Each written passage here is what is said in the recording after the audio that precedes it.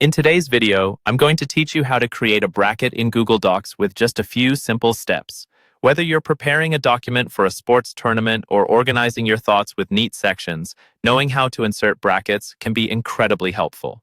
So, let's dive right in. First, make sure you have your Google Docs document open and ready. With the document on your screen, we are going to head to the top menu bar. You'll see many options up there, but the one we're interested in for this task is the Insert menu. Go ahead and click on Insert. This menu is your gateway to adding a variety of elements to your document, anything from images to charts and, of course, special characters like brackets. Now that you're inside the Insert menu, you'll see a drop-down list with different options.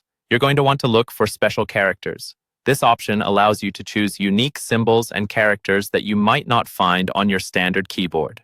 Click on Special Characters, and a new dialog box will pop up on your screen. In this dialog box, you'll notice a search bar above the characters grid. This handy feature allows you to quickly find the exact symbol you're looking for without having to scroll through countless options.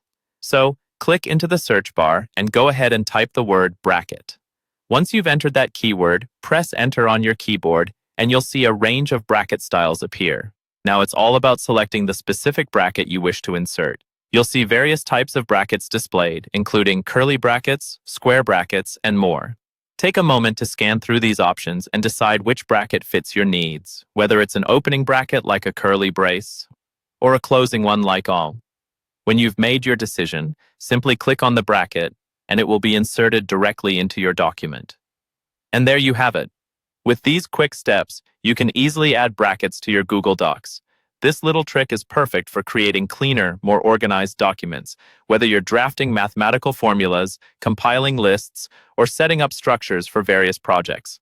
Don't hesitate to explore other symbols and special characters too. They might just bring that extra clarity to your work. Thanks for tuning in, and happy documenting.